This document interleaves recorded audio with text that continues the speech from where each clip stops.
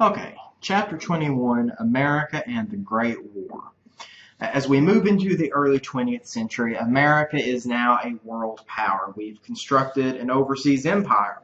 It's not necessarily built on geography, although we certainly do have protectorates such as the Philippines and Guam and Puerto Rico, but it's more built on culture and economics.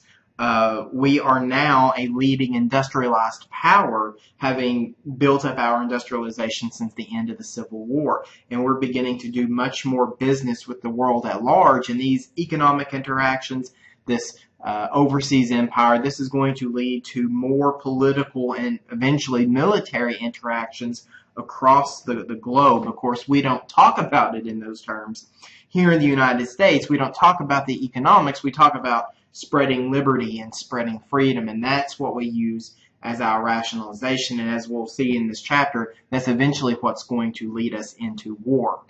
So, broad themes to look for in this chapter. We are going to talk about the early 20th century American foreign policy. We've spoken about the domestic policies. We've spoken about what the progressive presidents did here in the United States. Now we're going to talk about what they did with the rest of the world. We are going to talk about American involvement in World War I, and then finally, after the war is over, how do we go about picking up the pieces and rebuilding a post-war world. So let's start off with the presidents, the progressive presidents abroad. And remember, there are three progressive presidents, Teddy Roosevelt, Taft, and Wilson.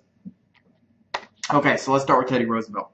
Teddy Roosevelt has a very black and white view of the world. He saw the world as divided into two groups. You have the civilized and you have the uncivilized. You were either one or the other. And in his mind, it was the duty and maybe even obligation of the civilized kind of to keep an eye on the uncivilized. And so what we see is that Teddy Roosevelt begins a tradition of an America that's much more interventionist, much more internationalist.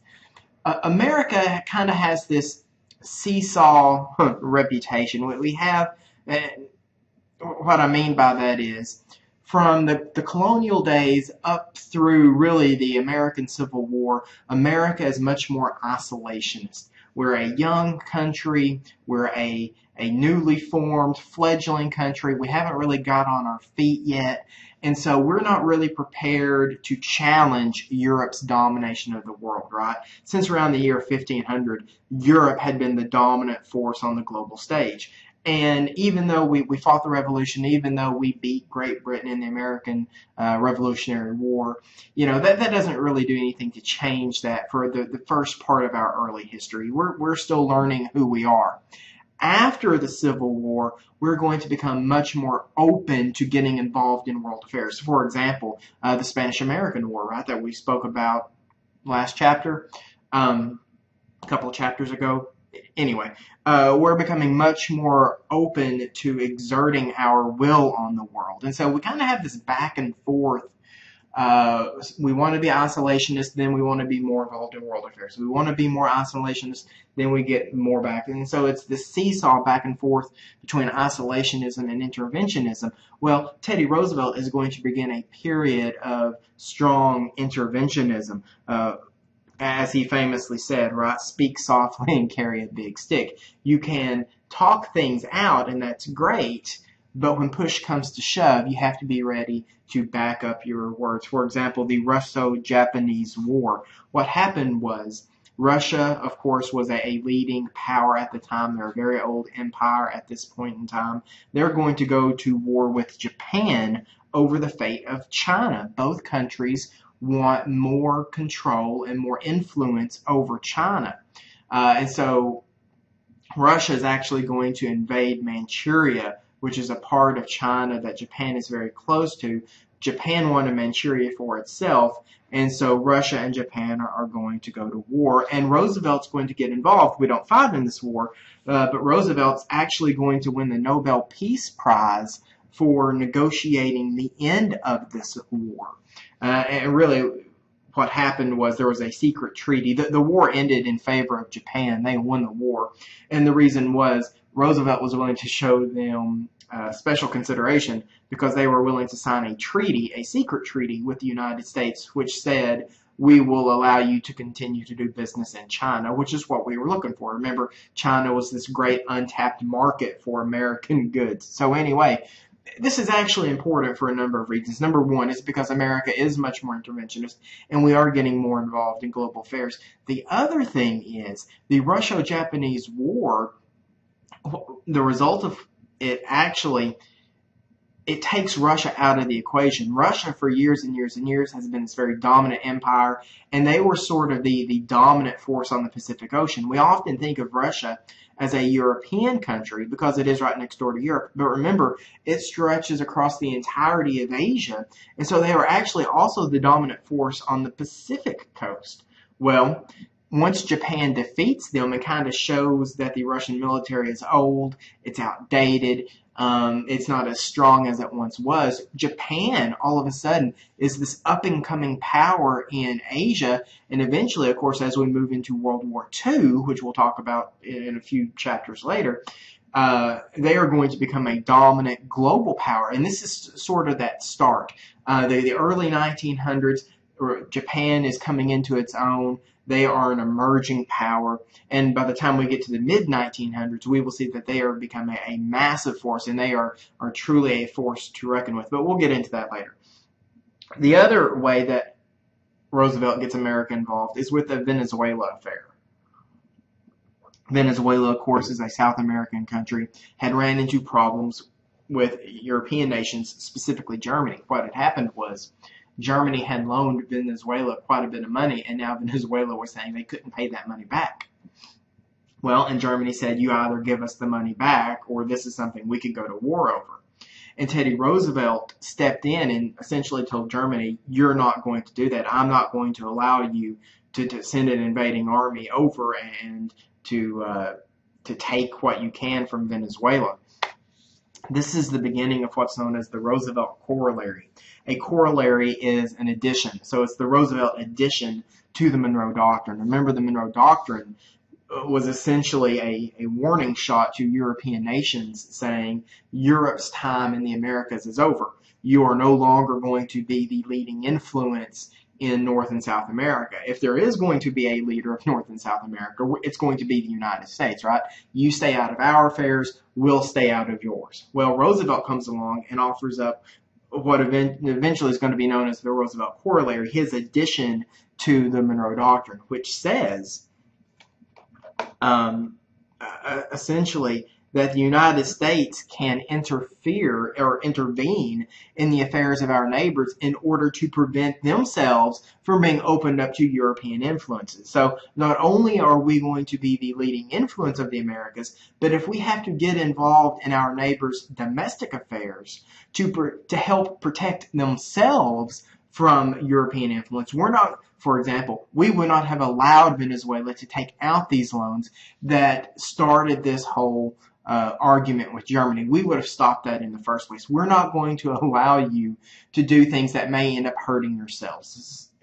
So not only are we going to intervene in foreign policy, we're going to intervene in domestic policy. We won't let you open yourselves up to European influences. So we're telling Europe, you won't influence us, and we're telling our neighbors, we won't allow you to do things that may open yourselves up to influence. So, okay. Probably the most spectacular event of his presidency in terms of foreign policy was the so-called taking of the Panama Canal. The Panama Canal is located on the very narrowest point between North and South America. It's known as the Isthmus. An isthmus is a very narrow connection of land between two larger bodies of land. So the very narrowest, actually, it may be the second narrowest. But anyway, it's a very narrow point between North and South America. And people had been interested in building a canal, an artificial waterway, across this narrow strip of land for years and years and years and years. And the reason being, if you're shipping goods from Europe to China, and remember, of course, they are very interested in doing this. If you're shipping goods from Europe over to China, you have to go all the way around the end of South America and then back up to Asia in order to ship goods. And this was a very long trip. And if you could just cut across North and South America, you could take a lot of time off of that trip. And so France specifically had been working on this Panama Canal for years and years and years. But they were tired of doing this. They weren't completing. They were running out of money, so they wanted to sell it. They want to sell their stakes in the Panama Canal, and the United States, of course, is very interested in buying this Panama Canal. The only problem was Panama belongs to Colombia. And so in order to buy this from the French, we have to get it okayed with the Colombian government. And so Teddy Roosevelt invites Colombian diplomats over to the White House. They all sit down. They hash this out. And eventually they agree on a treaty that gives very generous terms to the Americans. And so the Colombian diplomats go back to Colombia and they tell their government, here's the treaty we came up with the United States. And the Colombian government refused to agree to this. They thought that America was getting too good of a deal. And so they essentially sent the diplomats back and say, demand more money from the United States. And of course, Teddy Roosevelt is furious about this because he feels that this treaty was negotiated in good faith. And so what he does, rather than paying more money and even rather than reopening negotiations, what he does, he helps finance a revolution in Panama. Panama had been fighting or wanting to break free of Colombia for a long time. So he gives them money, he gives them aid, military aid. And then later, after this Colombian revolution, the Panamanian revolution kicks off, he sends American troops into Panama to, as he puts it, quote, maintain order. And in reality, what he was doing, he was sending the Colombians a message that if they continue to fight against the Panamanians, U.S. troops would get involved. And so he forces the Colombian army to stand down. 3 days later, he recognizes Panama as an independent nation, a new nation, and he signs the treaty with them. So, he's so infuriated, he's so furious at Colombia for demanding more money. He creates a revolution, starts a new nation, and then signs the treaty with the new nation in order to get what he wants. So it's a pretty spectacular series of events. And in fact, the United States will control the Panama Canal Zone for years and years and years. It won't be until the and I forget what year it was, 60s or 70s, maybe even later than that, that we will eventually return. I think it was under Jimmy Carter. I'd have to double check. But we do eventually return the Panama Canal Zone over to Panama, but the treaty we signed gave us decades of control of this very important and strategic waterway in South America. Again, America is becoming much more involved in global affairs. Then you have Taft, who of course follows Roosevelt. He only serves in one term. Taft prefers to spread American influence by using our economy. His theory is that as we are pumping in money to Latin American and South American countries, the United States will gain more of an interest in that economy in that country. And in turn, we will prevent European nations from doing the same. So if they're taking money from us, we're essentially buying influence. And if they're taking money from us, they're not taking money from Europe. So again, it's very much an us versus them sort of situation. And then comes along Woodrow Wilson. And Woodrow Wilson is going to subscribe to what eventually will become known as moral imperialism. Wilson wanted to add a certain degree of morality to foreign policy. Now, he wanted to respect Latin America's independence, but he felt that Latin American countries maybe weren't quite ready to go off on their own yet. So you have to understand it's a very paternalistic attitude a lot of Americans take towards the rest of the Americas, right? We've had our independence. We fought our war. We've done this for years.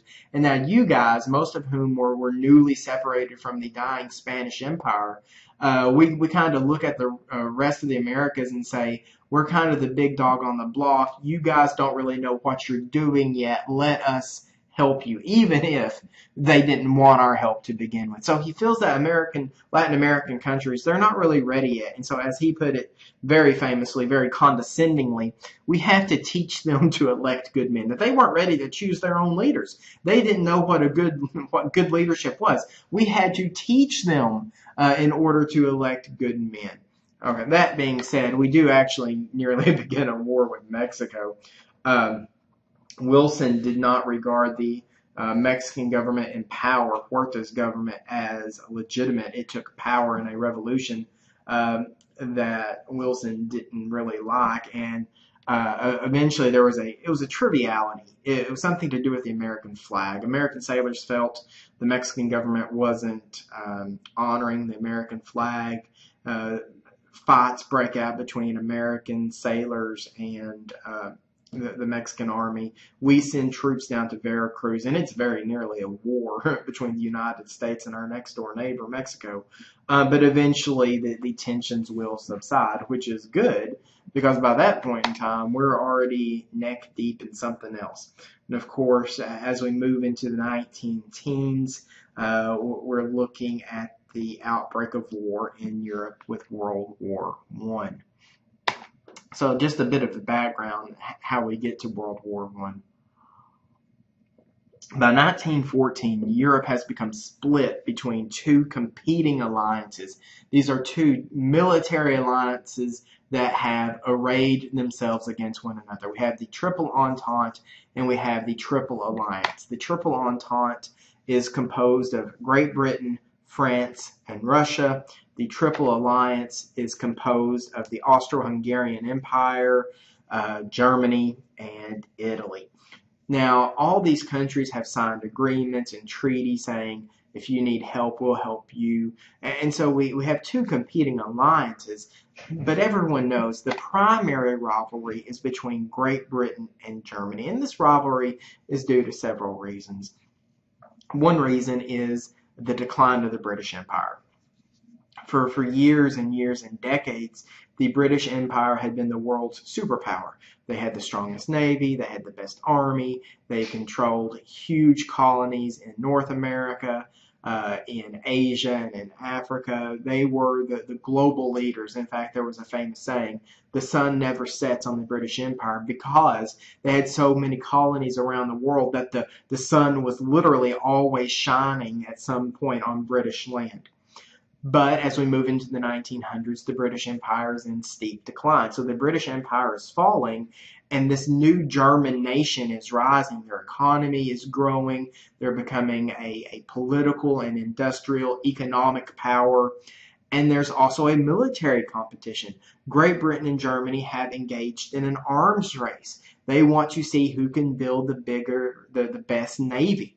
And so if Great Britain launches a ship that's got 10 guns, Germany will launch a ship that's got 15 guns. And once the British see the 15-gun ship, they'll have to build a ship with 20 guns. And so they're just competing, they're egging each other on who can build the biggest military. And of course, eventually people don't build warships just to sit around and look at it. They want to use them at some point. And so by the time we get into the 19 teens, the early 19 teens, everybody is thinking war is coming, that war is inevitable. There's just too much tension. There's too many hostilities. The militaries are growing. War is coming. Now, you have to remember, this is Europe, right? Europe has never truly been unified since the Roman Empire, going back at that point probably thousands of years. And so European wars are nothing new. Europeans are always fighting wars against one another, whether it's England and France fighting a war, the 100 Years' War, or if it's religious wars or internal revolutions. Europe is almost constantly at war in some place or another. So everybody knows that war is coming, and nobody's greatly concerned about it because war, it just happens in Europe. And so the real question is, how big a war is coming? When is it coming, and where is it coming? And as it turns out, the when and where is going to be June of 1914 in Sarajevo, Bosnia. What happens is this. This is Archduke Franz Ferdinand. He was the next in line to the Austro-Hungarian throne. The Austro-Hungarian Empire was an older empire. It's a very diverse empire. Lots of different people, lots of different languages. I think I remember reading that it had like 14 official languages. So there's lots of very different, culturally different people who have been lumped together in this large, old, failing empire, and a lot of people want out. They don't want to be part of this empire anymore. So what happens is Archduke Franz Ferdinand, he's the heir to the throne, is traveling through Sarajevo, Bosnia. Now Bosnia is part of the Austro-Hungarian Empire, but they don't want to be anymore. They want to be out. What happened was Bosnia is populated by a group of people known as the Serbs. They are a Slavic people. Okay, they're not of Germanic origin. They're of Slavic origin. So they're two different people.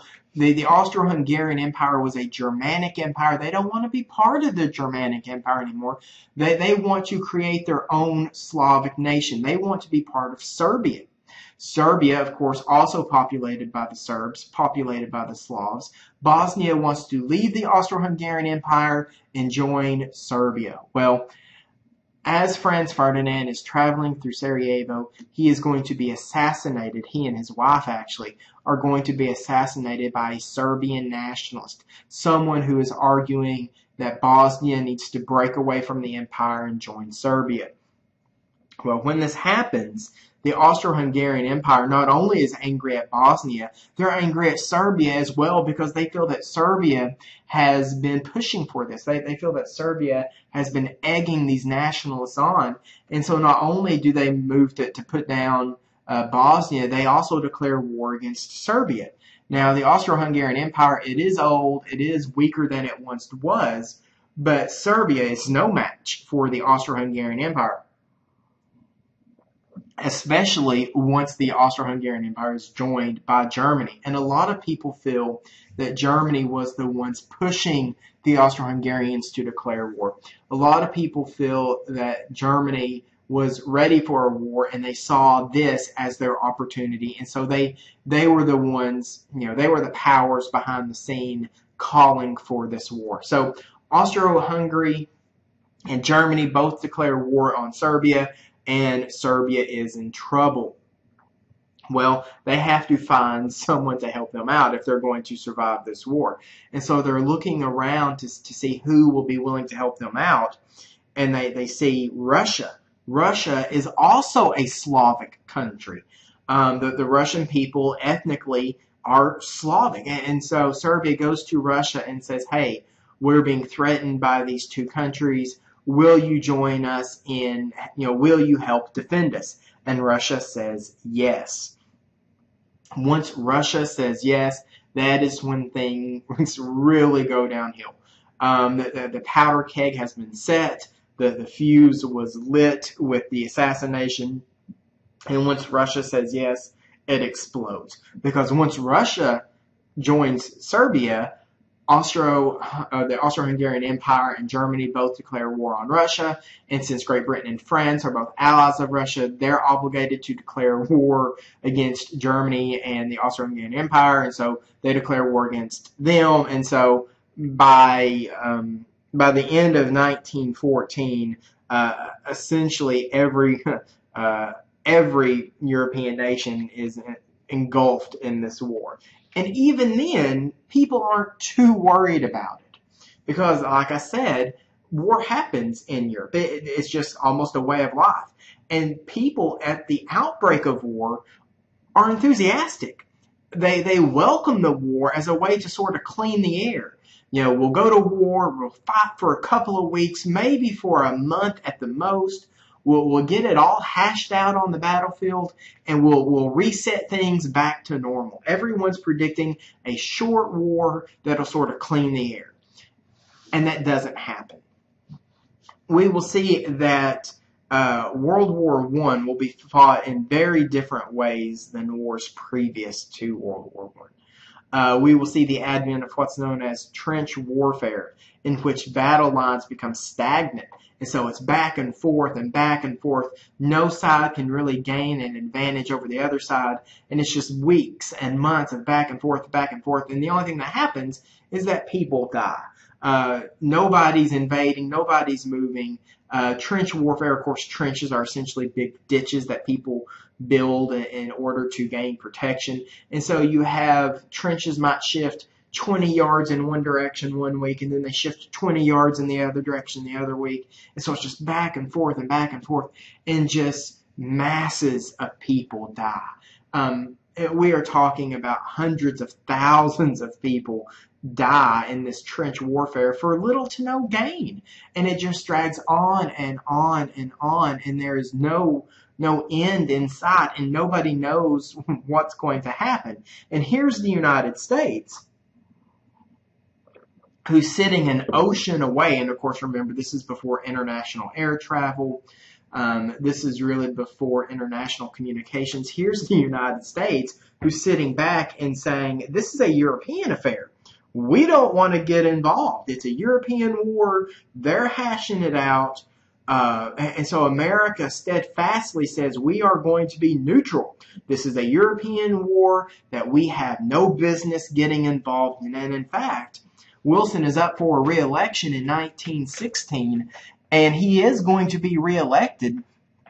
And one of the reasons he is, sort of his campaign slogan for that election is, he kept us out of war. And a lot of people see that as a very admirable goal. We don't want to be involved in this war. Now, in reality, there's actually supporters for both sides. World War I is much more of a gray area. It's not like World War II, where pretty much everybody can point at Hitler and the Nazis and say, those are the bad guys, we're the good guys. It's not like that in World War I. World War I, much more of a moral gray area. Because on the one hand, we have this shared history with Great Britain. We were British colonies. We have a shared cultural history. We speak the same language. We practice the same religions. We have this economic relationship that we've had since the colonial days. And so we're very, there's a very strong pro-British flavor that's running through the United States. But on the other hand, we have huge numbers of German immigrants. People who maybe less than a decade ago, maybe they've only been here for a few years, and they don't want to see their new home going to war with their old home. They might have family back in Germany, and so they don't want to see the United States get involved on the side of Great Britain and go to war against Germany. We have huge numbers of Irish immigrants who still harbor resentment against the British, and so they don't want to help out the British. And so, our official policy, we are neutral. But everybody has their opinion as to whether or not we should support the British or support the Germans. Well, eventually we get to 1917, and that will be the turning point, because we will eventually enter into the war, and we will eventually enter the war on the side of the British for a number of reasons. The most important of which was unrestricted submarine warfare. See, this is what happened. Germany's in trouble by this point. And they're in trouble because Britain has the best navy in the world. And they are using that navy to cut Germany off from the rest of the world. They've instituted a blockade. And so they're not allowing any other country to do business with Germany. And without buying foreign-made goods, without buying foreign assistance, without buying, steel from the United States, or without buying oil from the United States, without, these foreign goods, Germany is not going to be able to keep up their war machine. Well, Germany is essentially crying foul on the British, because their argument is, you can't keep the United States from selling to us, because remember, we are neutral. And, neutral might mean we're staying out of it. What we took neutrality to mean is we're saying we'll do business with everybody. We're not going to favor any one country over another country. And so here's Germany. They're cut off from supplies for foreign countries. And they're crying, that they're saying it's not fair that the British, we are doing business with the British. We're selling everything we can to the British. And so here's Germany saying it's not fair. Fair in terms of war is kind of funny. But Germany saying it's not fair that the United States is a neutral country and yet they're doing all their business with Great Britain and they're not doing any business with us. That's not fair. And so Germany is essentially saying that America is not neutral. If you're not willing to do business with us as well, you're not being neutral. And to be fair, there are a lot of people in the United States who agree with this. There are a lot of people who see that there's money to be made in Germany. And so there's a lot of people in the United States who are angry at the British. There are points where we're much closer to declaring war on Great Britain than we were to declaring war on Germany. And think about that for a second. If the United States had ultimately sided with Germany during World War I, what a different world we would live in today. But of course, we know that didn't happen. The German response to this British blockade was to invent a new form of warfare, the U-boat. And of course, U-boats are early submarines. And so Germany was essentially saying, if you're doing business with the British, you're opening yourself up to submarine warfare. In fact, May 1915, the Germans sank a British passenger liner, the Lusitania. And it was true, as it turns out, their allegation was that the British were smuggling goods in on their passenger liners because a cargo ship, that's a legitimate war target. Passenger ships are not. And so what the British were doing, they were putting guns and ammunition on their passenger ships because they couldn't be targeted. Well, as it turns out, the Germans were willing to target. Well, when they sink the Lusitania, they also kill over 100 Americans who were traveling on it. Well, things of this nature continue to escalate, and so eventually Germany says something to the effect of, we're just going to sink everything. Unrestricted submarine warfare. We can't tell what are military targets and what are civilian targets anymore, so essentially we're going to target anything that moves. And of course, the United States said this was unacceptable, and that drove us into war against Germany. Some other things, to a much lesser degree, the infamous Zimmerman telegram. The Zimmerman telegram was a diplomatic note that was sent to Mexico. Whether this note was authorized or not, whether the offer was actually made, it was a serious offer or not, who knows? I don't think anybody really knows. What happened was, though, the Zimmerman telegraph was essentially an offer to Mexico saying, if you will invade the United States, keep them busy while we win this war. We will come to your aid. We'll finish off the United States, and we will make sure that you get back all the lands that you have lost to the United States. Remember, during the Mexican-American War, Mexico didn't recognize Texas as being a valid U.S. territory and later state. New Mexico, Arizona, these claims were contested for years. So Germany is saying, we will help you right all of the past wrongs if you will invade the United States and keep them busy for us. And of course, once this note becomes public, people in the United States are outraged. They're calling for war against Mexico. Now, there's no indication that Mexico is about to invade the United States. And of course, we don't declare war on Mexico. But it gets it gets people's blood up in the United States. People are furious over this. And then lastly, there's the Russian Revolution. People had been very hesitant to go to war to help Russia because they were a monarchy. They were an empire, and we weren't willing to help out an empire because that doesn't align with our political views. But as the war drug on, the Russian monarchy will be overthrown and they will emerge as a democratic state. And we are willing to go to war to help save a democracy. So those two things, to a much lesser degree, the unrestricted submarine warfare, that was the thing that really drove us into war, into World War I. So here we enter the war, 1917. This is after 3 or 4 years of war with the European nations. They're exhausted. Their towns and factories have been bombed out of existence. They've been engaged in trench warfare for years. They're tired of war. And here comes the United States, fresh, And that's really the biggest turning point for the Allies, is that the United States was unbloodied. We hadn't fought the war, and once we joined the war, that's basically it. As a matter of fact, we're only in the thick of fighting for around 8 months. By the end of 1918, the war is going to be over. Something I want to stress, that the United States suffers much less during World War I than any European country. This new deadly technology, things like machine guns and artillery, chemical warfare, the earliest tanks, the earliest airplanes, all coupled with trench warfare, made World War I by far the deadliest conflict the world knew at that point. I'm going to throw some numbers at you. You don't have to remember the numbers, but I just want you to get a sense of the scale of devastation for European countries. Casualty numbers for that is killed and wounded.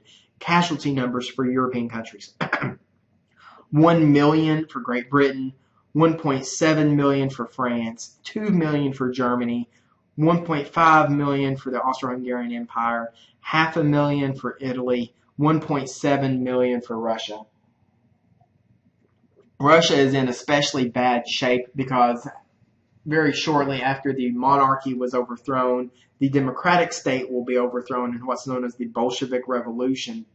And so what happens is that's the beginning of communist Russia, and eventually the beginnings of the communist USSR. And so Russia is going to drop out early of World War I and engage in a very long, very bloody civil war of its own, which the communists will eventually win. So here we are, casualties for European countries numbering in the millions. The casualty number for the United States, a little over 100,000. So barely a tenth, even a smaller percentage than that of some of these countries. The United States emerges from World War I essentially unscathed. The European countries have been bombed out of civilization, that they've lost an entire generation of men. Europe is devastated. The United States is relatively unbloodied, and so we emerge out of World War I in a relatively powerful position, because now all of a sudden we're one of the most powerful nations left standing, right? So okay, that's important to know, that World War I devastates Europe and the United States. Of course, we don't have any battles fought on our soil, so we are in a very strong position coming out of this war. All right, let's talk about World War I as a war for ideology. Many progressives back home in the United States, they see World War I as an opportunity, because remember, progressives see big government as the answer to society's problems. They see big government as an opportunity to solve social ills. And if big government is good, well, then World War I creates the largest government ever seen at that point in American history. So progressives saw World War I as a huge opportunity because we have a huge government. And of course, part of that is you just need the apparatus to fight the war in the first place. But the federal government created during World War I, the national government has unprecedented powers, especially when it comes to terms of regulation. One of the most powerful governmental bodies during the war is the War Industries Board, which was charged with essentially running the economy. It's a planned economy. And the idea was that the regulation of the WIB would ensure that we have the goods needed in order to fight the war. So what the government did was, for example, they would go into factories and say, okay, you used to make women's fashion, now you're making soldiers' uniforms. You used to produce food for the American population, now you're producing food for our troops. You used to make cars, now you're making military vehicles, right? It's a planned economy to make sure that we have the goods we need in order to fight the war. Okay, and so these boards, And each industry has their own board. You have agricultural board, you have the transportation, so forth and so on. And so these boards are going to control all aspects of production. Now, here's the thing. It's not, that sounds a lot like socialism, right? When the government goes in and begins taking over manufacturing, as they begin taking over the means of production, that's socialism. A government-run economy, that's the hallmark of socialism. But it's not truly a state-run economy for a number of reasons. The War Industries Boards, they really see themselves as part of business rather than, the boss of business. And so, for example, they would go in and they would say, okay, you're making soldiers' uniforms now, but we're not taking them from you. We're going to pay you, and in fact, we're going to guarantee you a profit. So if you promise to produce X amount of uniforms, we will guarantee you 20% profit. And so companies jumped at the chance because, profit is never a guarantee in a market economy, right? Because it's supply and demand, and who knows what's going to happen. Profit is never guaranteed, but the government was saying, if you make it, we promise to buy it from you, and we promise you'll make a profit on it. So companies were jumping at the bit to get government contracts. Now, this did come at a price because the government also said, we're going to guarantee you profit, but you have to treat your workers right. Things like minimum wage laws and 8-hour work days, the right to form unions. They would say, okay, we're going to guarantee you profit, but you have to make sure the workers are happy because, of course, if the workers go on strike and the factories shut down, we can't get the goods we need to fight the war, right? So they said, we're going to guarantee you profits, but we also have to make sure that your workers come to work, so we're going to make them happy as well. All right. We do have to pay for the war. World War I costs a huge amount of money at the time. It cost in 19-teens dollars, it cost $32 billion. And that doesn't sound a lot like today, right? Because we have an economy in the trillions.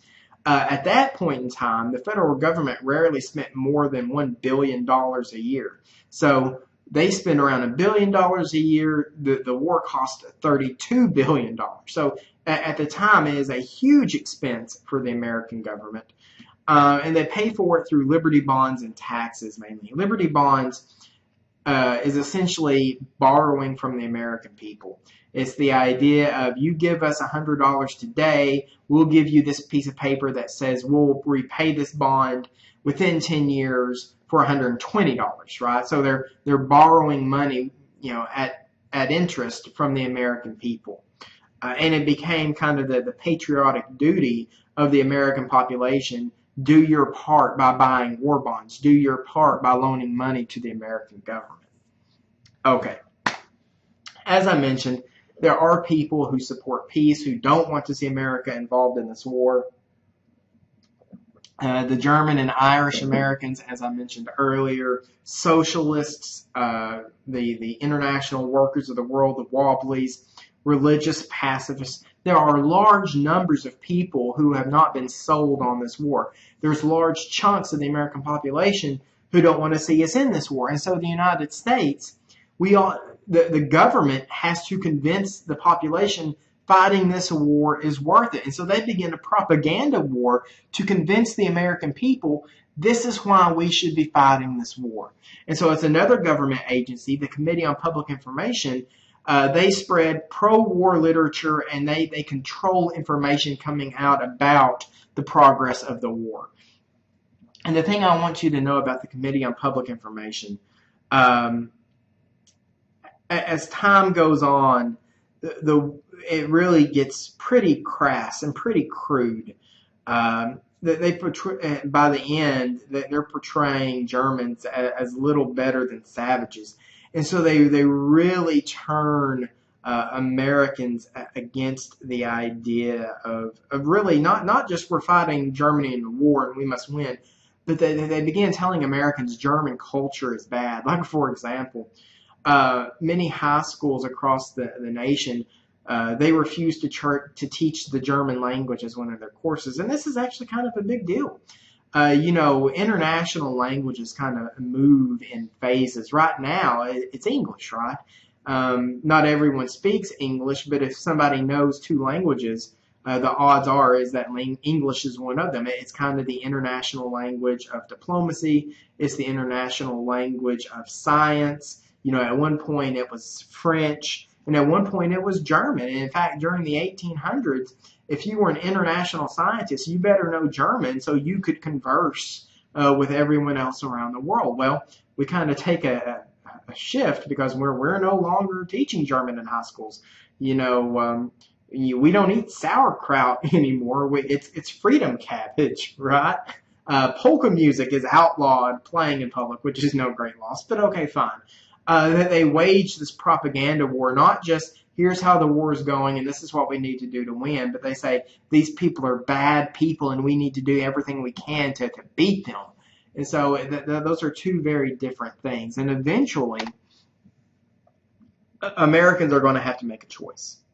And this is a choice that we have to, that as Americans, we deal with on a daily basis. And that is the balance between security and freedom, right?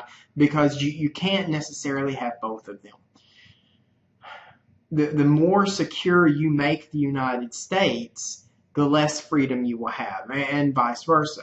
The more freedom you have, the less secure you have. And a great example of this in our lifetimes is after 9/11. After 9/11, people are scared, right? They're afraid that terrorists are going to follow up the attacks on 9/11 with more attacks. It's the deadliest attack in U.S. history. We're not sure what to do. And so we see really unprecedented actions by the United States government. For example, flying on airplanes. If you remember anything about flying on an airplane after 9/11, it was horrendous because they have to go through all the bags looking for explosives, looking for weapons. And the idea is, yes, you're making us more secure, but you also take away our freedom. The Patriot Act, which the government used to listen in on suspected terrorists, yes, we are more secure because that probably prevented further attacks, but you have less freedom. And so this is the question that since the founding of the United States, we have wrestled with, which do we want more of, more security or more freedom? Well, during the time of World War I, we are going to see it comes firmly down on the side of more security because World War I is probably the greatest crackdown on civil liberties ever seen in American history. For example, we have the Espionage Act of 1917, which gave new punishments for spying, sabotage, or obstruction of the war effort. And I think most Americans would probably say, okay, it's bad if people are trying to sabotage the United States, right? Nobody has a problem with that. But the Espionage Act also allowed things like censoring of mail.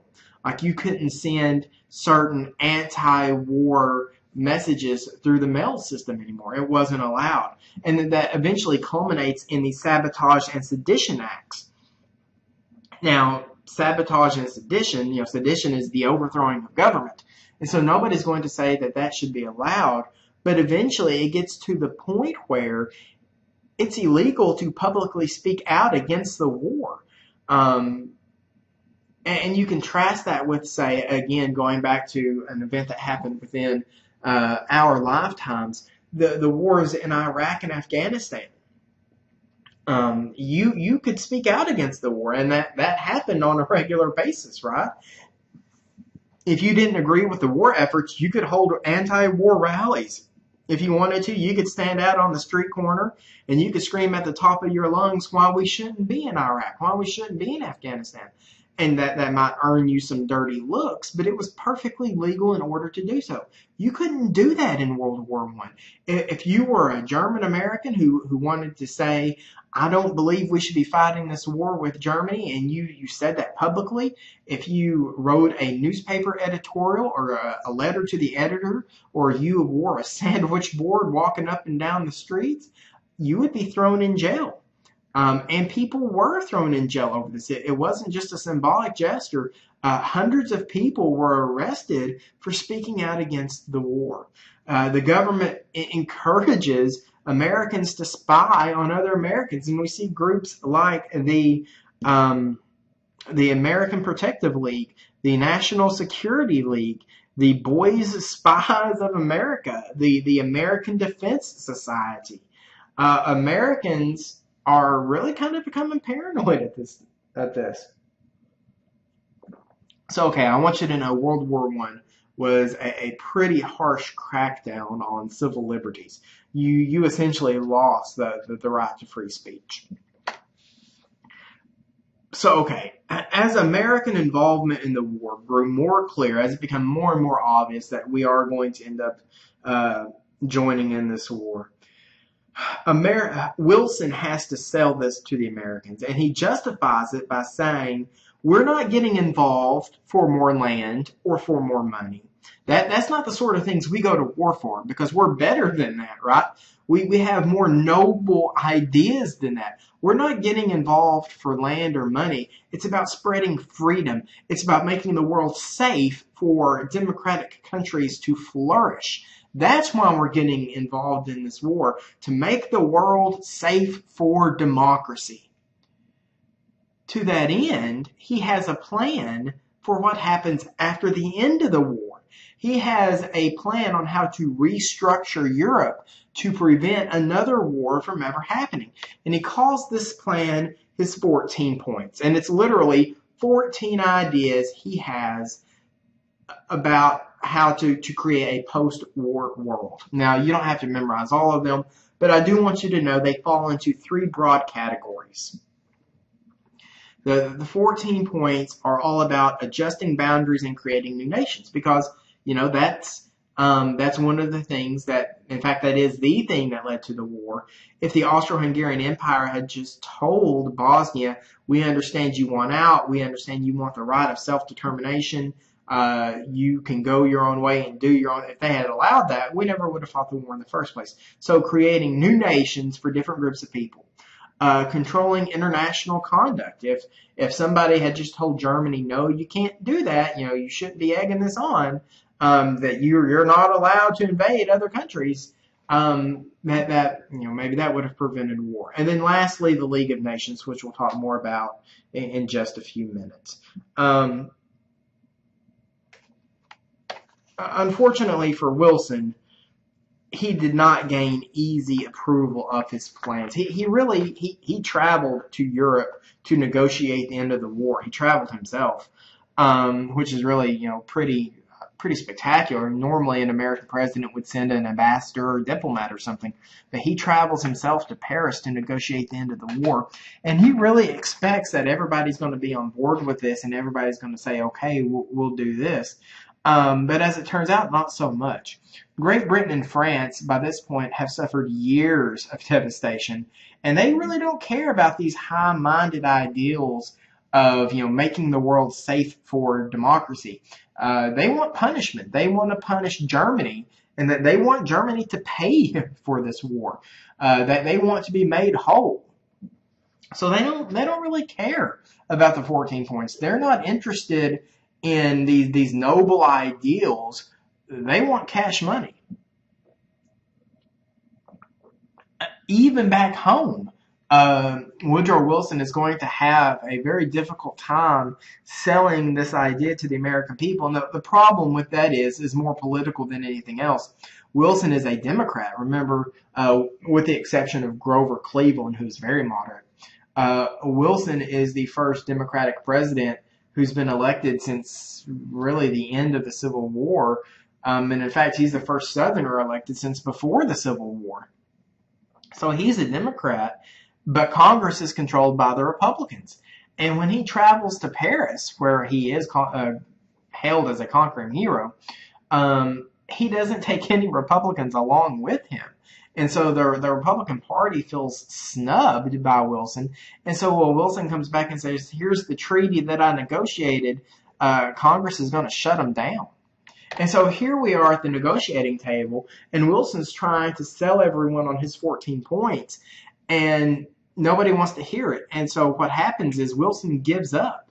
He gives up on all of his points except the very last one, which was the one that he felt was the most important, and that was the creation of the League of Nations. The League of Nations will be a an international organization designed to prevent a future world war. It's a regularly meeting assembly of nations that would resolve disputes and keep the peace. Well, he gets Britain and France to sign off on this League of Nations, but then he comes home and tells the Republican-led Congress, this is what I've done, and they refuse to okay it. And in fact, the American people refuse to okay it. By this point in time, we've swung back towards isolationism. I said it was a seesaw. We went through a period where we're fiercely interventionist and we want to be involved. And by the end of the war, we've shifted back over to isolationism. A lot of people are regarding World War I as a mistake. You know, the war to end all wars. We never should have gotten involved with it. It was a European affair, and we don't want to be involved in world affairs. We don't want to be part of this international organization. And so the League of Nations is doomed to fail from the very beginning because even though it was our idea, the United States never joins. So probably one of the leading powers of the world after World War I, we don't sign off on it. And for that reason, the League of Nations never gets off the ground. I mean, it does, and it exists, but as we know, it does not prevent future world war. Okay, let's talk about the effects of the war back here in the United States. As Wilson is selling this war to the American people by justifying our involvement by saying we're fighting for freedom, it gets a lot of people thinking about these ideas back home in the United States. You know, if we're going to use democracy and freedom and liberty as propaganda for joining the war, a lot of marginalized groups are thinking if we're willing to fight and die for a foreign country's freedom, shouldn't we have those freedoms back here in the United States? And so we will see minority groups use World War I as an opportunity to strengthen their causes. For example, the women's movement in the United States. Women made huge contributions to the war effort. They sell war bonds, they organize rallies. When American men go off to fight the war, women go to work in their place to keep the factories running. And so women contribute huge efforts to the war, and they are recognized for that. We see the passage of the 19th Amendment in 1920, which guarantees women the right to vote in federal elections. Now, women in some states already had the right to vote in local and state elections, but it's not until 1920 that women can vote in national elections, such as for the president. We see the passage of the 18th Amendment. The 18th Amendment was the Prohibition Amendment, which outlawed the manufacture and sale of alcohol in the United States. And the reason why this is a victory for women, it is a culmination of the temperance movement that we spoke about previously. And as we mentioned, women were usually the leaders of these social reforms. And so essentially the government was saying this social issue that has been raised by women is incredibly important, and we're going to treat it as such. So things like the 18th and 19th Amendment represent victories for women. So they do gain something out of World War I. However, World War I also highlights the quote-unquote race problem, and the reason it's not just African Americans. It is. African Americans are still struggling under Jim Crow. Segregation is unfortunately widespread across the United States. Institutionalized segregation, violence against black people in the United States are at record levels. But we're also going to see other groups that are going to struggle. For example, immigrants. There is a big push for Americanization, assimilation, that you are now living in our country, you should adopt our customs. But that raises the question, what is American culture, right? Sometimes it's easy to define. English has always been the dominant language. Okay, fine.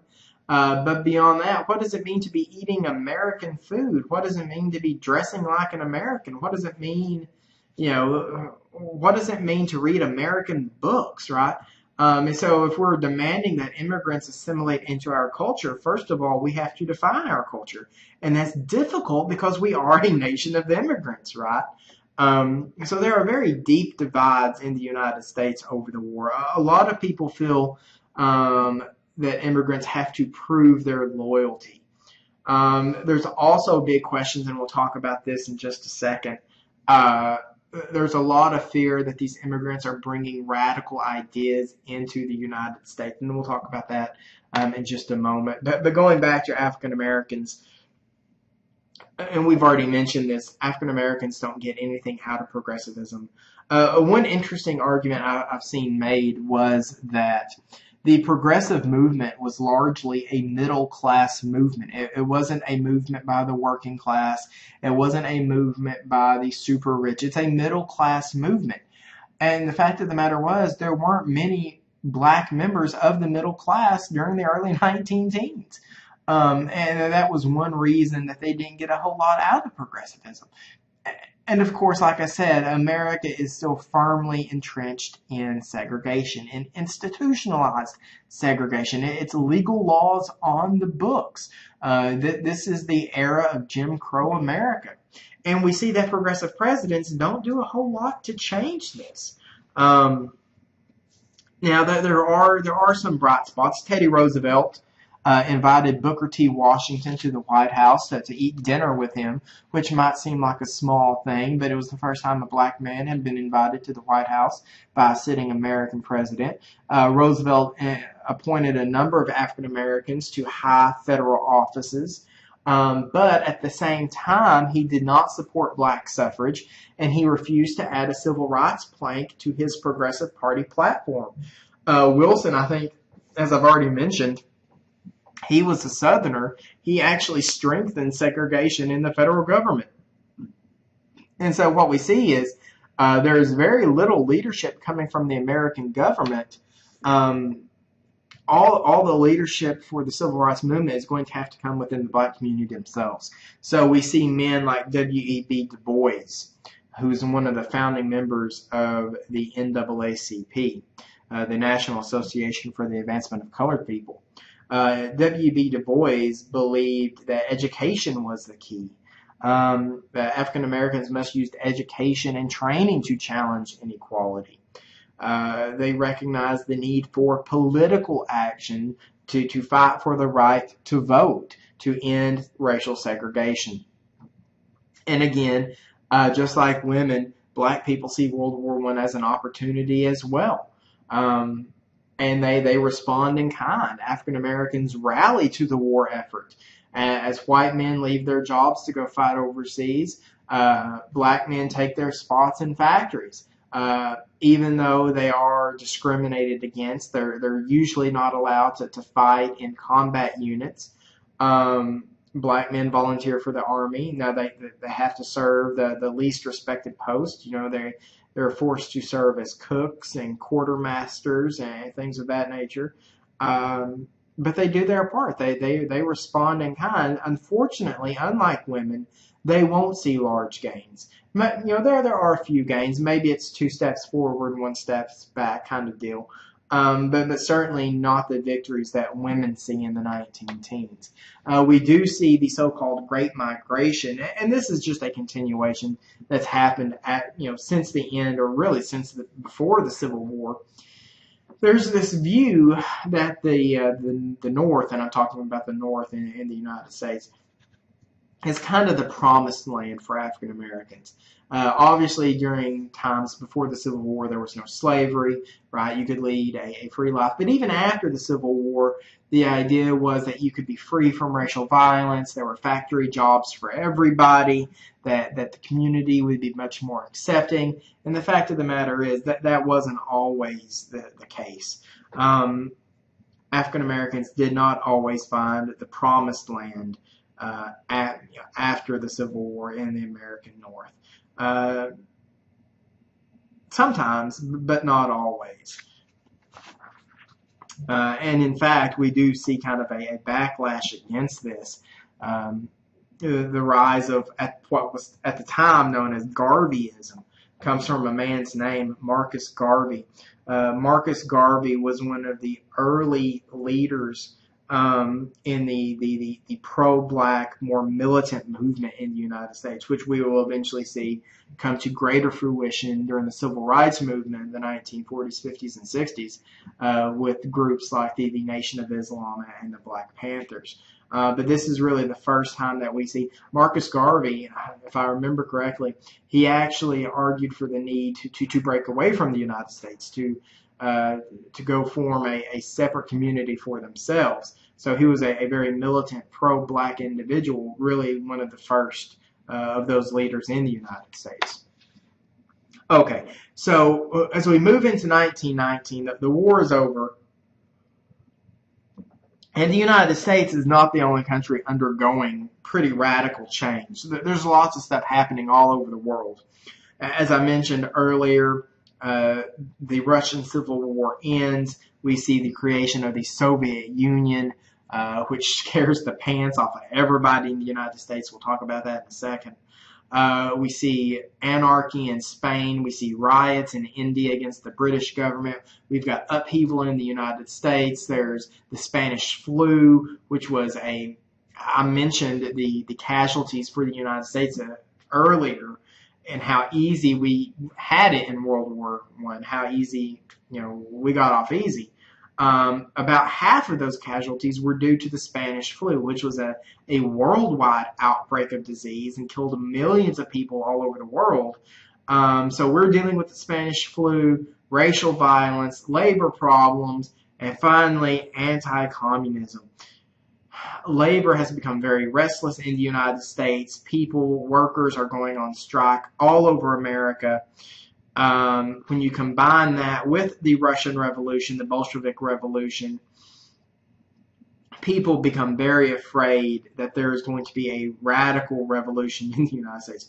People were afraid that the working class were going to rise up in revolution and create a government like we saw in Russia.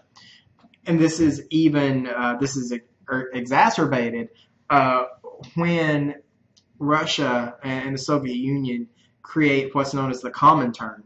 The Comintern stands for the Communist International, which was designed, as they put it, to export revolution. And when they say export revolution, what they're talking about is creating communist revolution all across the globe.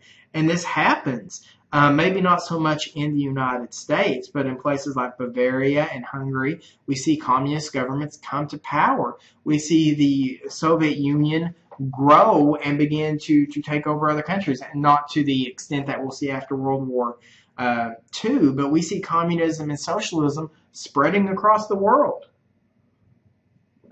And like I said, this scares people in the United States. There's an incident known as the Palmer Raids. The Attorney General of the United States is a guy by the name of Mitchell Palmer. He and J. Edgar Hoover, the head of the FBI, will begin a series of raids against alleged radical centers in the United States. The idea was that if you're preaching revolution, if you have socialist or communist tendencies in the United States, if you have ties to communist newspapers or organizations, you could be a target of one of these raids. And they arrested thousands of people. Over 6,000 people were arrested, and hundreds of them were deported. If you came from, if you were a recent Russian immigrant, the idea was it was almost like you had a disease. It was almost like you had this disease of communism, and you were going to spread it throughout the United States. So we are rabidly anti-communist. And so, socialism and communism, it's not just a bad word today. These feelings go all the way back for, well over 100 years, and it's always kind of been that way. So socialism has gone from being a very respected ideology in the United States to something that people are almost foaming at the mouth, fighting against, right? So there's a lot of stuff going on in the United States. And we'll see that there's no end in sight. The treaty that ends World War I is known as the Versailles Treaty, or the Treaty of Versailles. Versailles is it's the former palace of French kings. This is where the French kings lived when they had kings of France. And that's where the peace negotiations were signed. So they're known as the Treaty of Versailles. Incredibly harsh towards Germany. Germany bore the full brunt of responsibility. Everyone blamed them for the war, and they were saddled with crushing debt payments. They had to pay France and Great Britain back to make up for the war.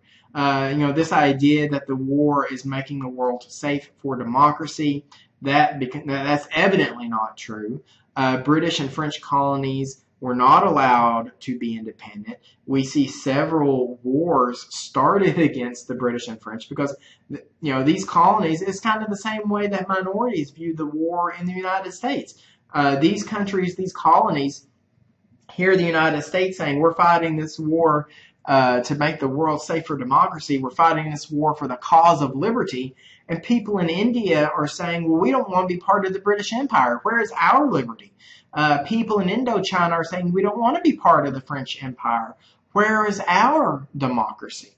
In the United States, we feel obligated to support the British and French governments. We don't support the colonies that are fighting for independence. We support our military allies. The idea was we all had to stand strong, otherwise Russia's going to start picking people apart.